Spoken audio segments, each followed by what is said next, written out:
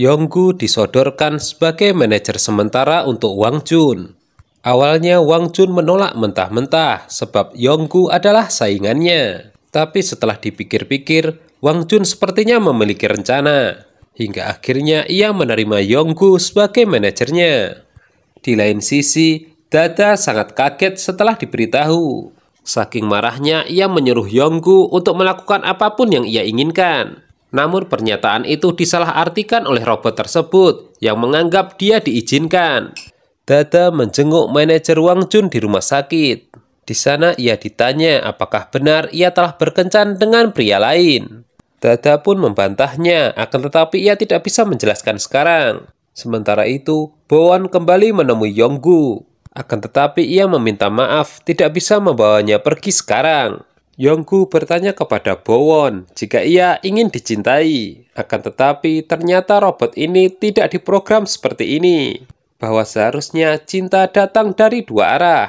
Jadi ini jelas sangat sulit.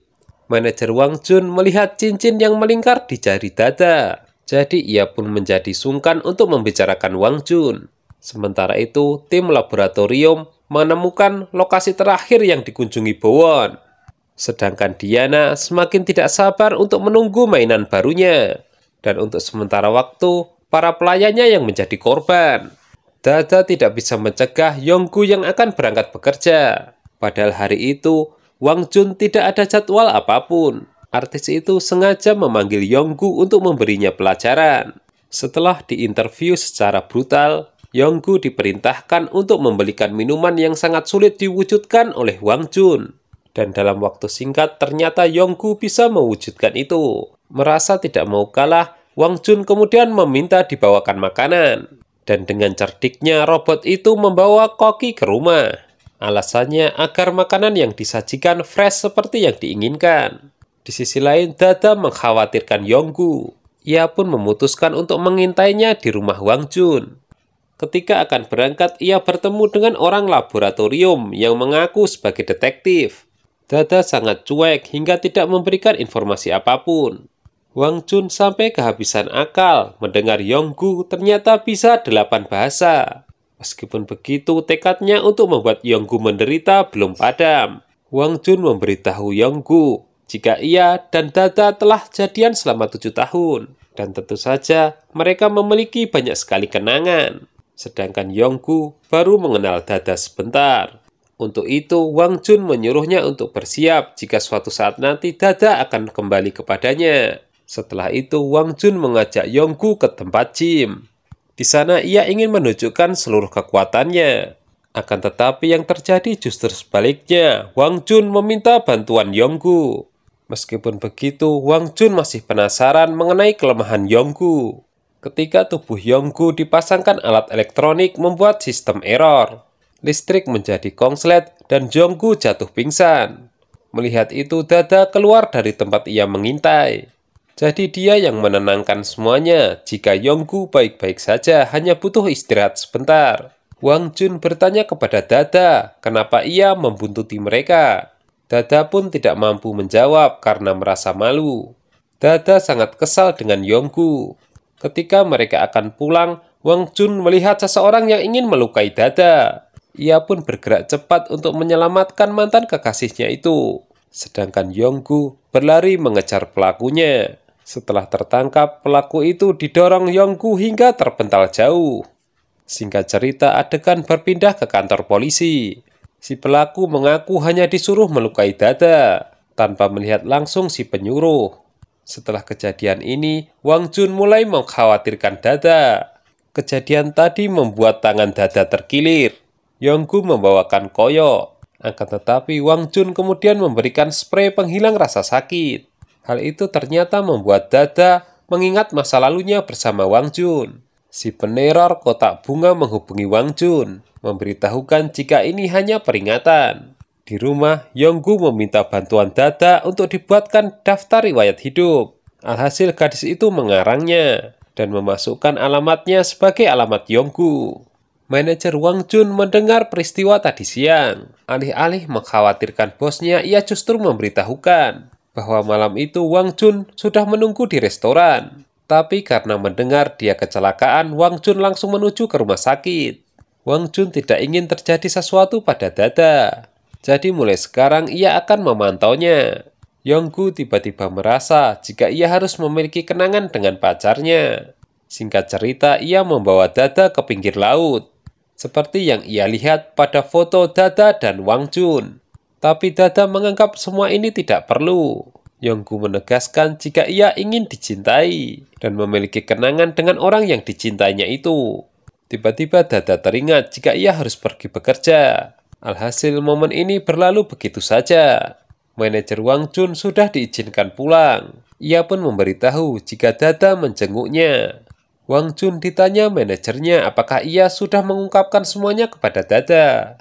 Wang Jun menjawab jika ia sudah lupa apa yang akan ia katakan. Dada mencari tahu kenapa Yonggu ngebet ingin dicintai. Alat yang dipinjamkan Bowon ternyata tidak mendeteksi. Hari ini Wang Jun ada jadwal pembacaan naskah. Yonggu pun bekerja seperti biasa. Namun di setiap aktivitasnya ia selalu mencari tahu bagaimana agar dicintai pacarnya. Dada kewalahan menjelaskan kepada teman-temannya siapa sebenarnya Yonggu. Terlebih ia tahu Gyuri sahabatnya menaruh hati kepadanya. Ketika acara pembacaan naskah, Dada melarang Yonggu untuk selalu menatap wajahnya. Setelah acara selesai, Yonggu melihat Dada mengelap baju teman prianya. Ia kemudian ikut menumpahkan air ke bajunya dengan harapan agar Dada yang mengelapnya. Tapi yang terjadi, Dada justru marah besar. Ia ingin mereka berpura-pura tidak saling mengenal ketika di tempat kerja. Yonggu belum juga mengerti. Apapun ia lakukan agar dicintai, termasuk meminta cium.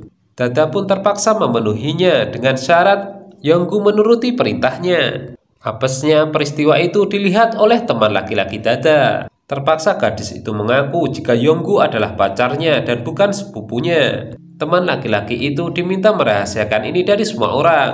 Malam harinya mereka berpesta untuk merayakan launching drama season kedua.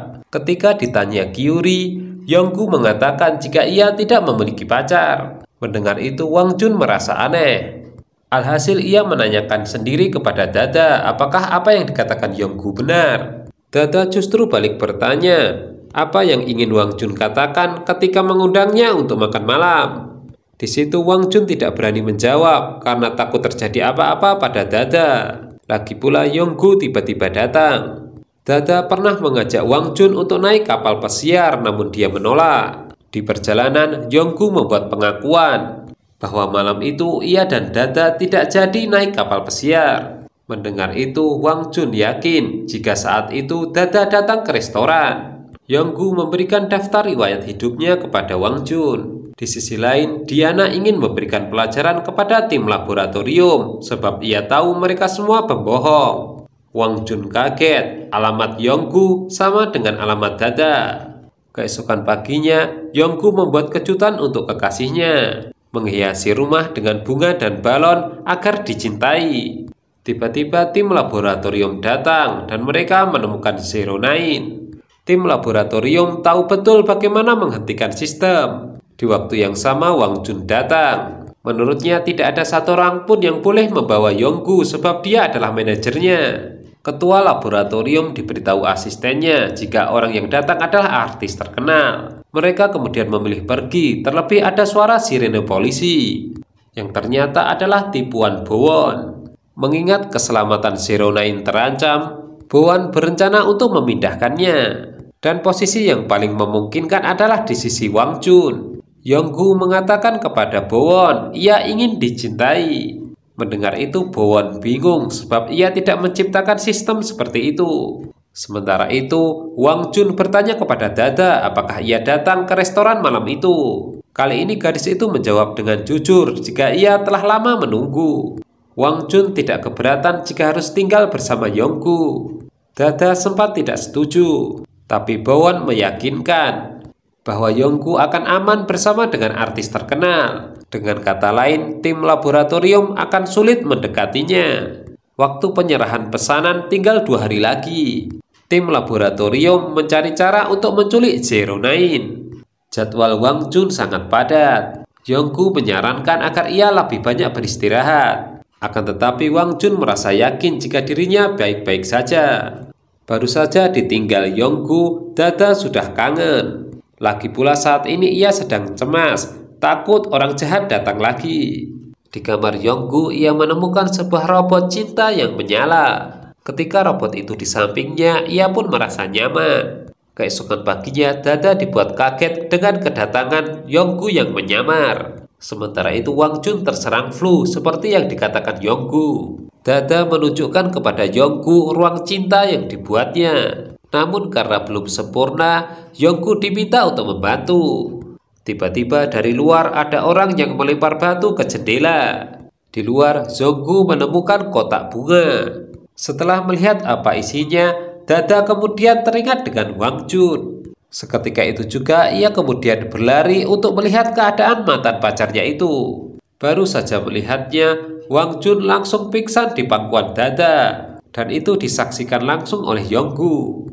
Nah, apakah robot juga bisa cemburu? Tonton kelanjutannya hanya di Mail Channel ya. Terima kasih.